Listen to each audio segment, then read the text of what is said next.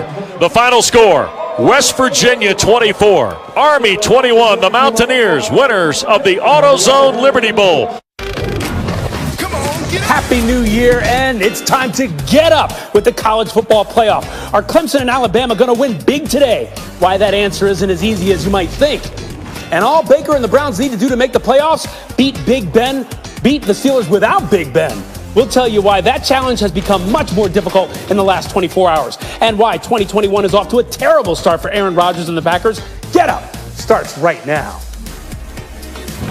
And Happy New Year. Thank you so much for joining us on Get Up. I'm Ryan Smith in for Mike Greenberg. What a day this is. College football playoff starts. And of course, we're talking football all morning. A lot to get to. We've got Bart Scott, Diana Rossini with us. But first, we'll start with college football because this is the day we have all been waiting for.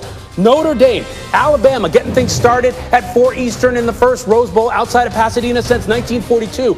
Can Notre Dame slow down Bama's offense?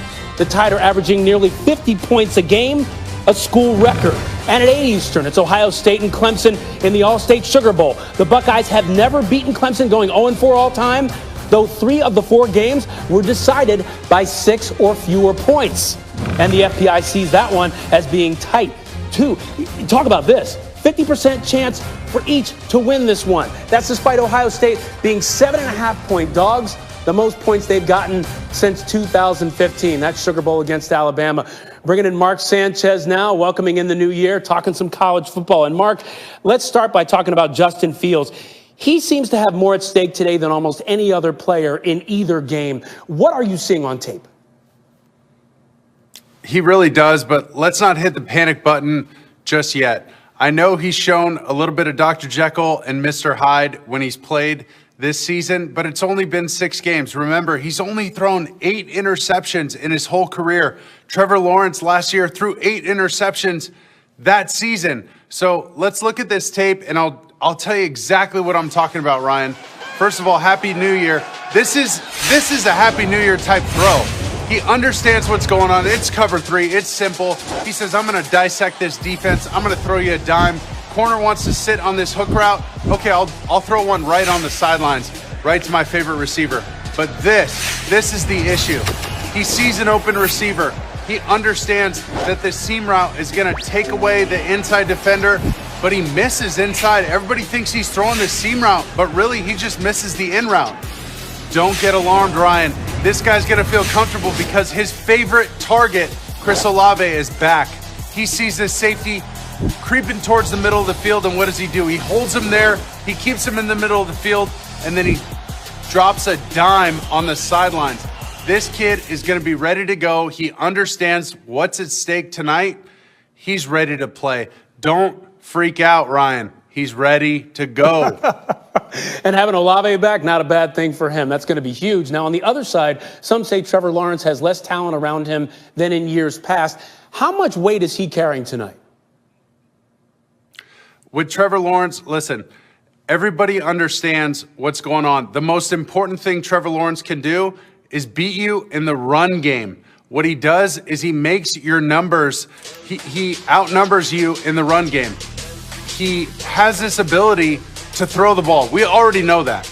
But in the run game, he has the ability to outnumber you. So basically what they do is, you know ETN can run the ball, but what he does in the zone read is outnumbers you around the edge. That's where he's most dangerous. One of these NFL teams is going to develop him as a passer, but with his legs, that's where he's scary. Okay, so finish my sentence here. Ohio State wins if?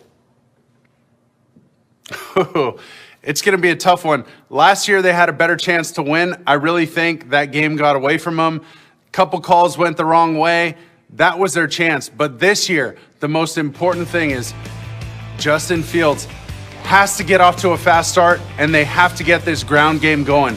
They have to ground and pound their way to a victory and ground and pound their way to the national championship if they want to win tonight. Now, there was some potentially sneaky big news here. Clemson is without offensive coordinator Tony Elliott for this game tonight after testing positive for COVID. How much do you think that will impact this game? Well, it's a great point you bring up, but most importantly, it's a collaborative effort. Everybody I've talked to at Clemson, they understand. this is not the end of the world. Streeter, who's calling plays tonight, he's been there since Trevor Lawrence has set foot on campus. So this isn't some first-year guy taking over the reins. It's a collaborative effort, like I said. Everybody has their input on what plays they want. Most importantly, for Trevor Lawrence, you got to get your third downs in a position. Hey, this is what I like first. Your red zone calls, this is what I like first. Whatever it is, you just got to keep Trevor Lawrence, comfortable.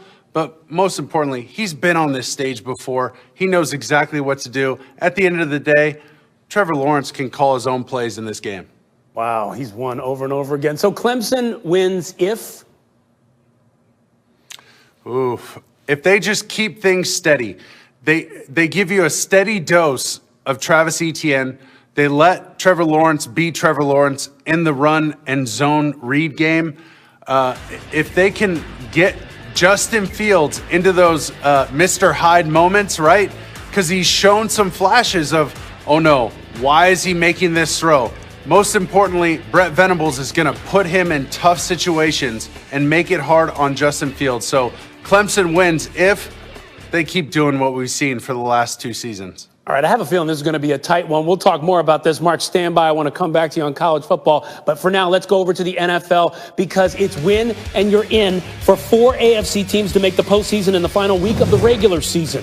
Let's set the table for you. The Titans can win the AFC South with a road win against the Texans. They also win the division with a Colts loss, independent of their result. The Dolphins, they can clinch a playoff berth with a win at Buffalo. They can also clinch with a loss by any one of these teams, the Colts, the Browns, or the Ravens.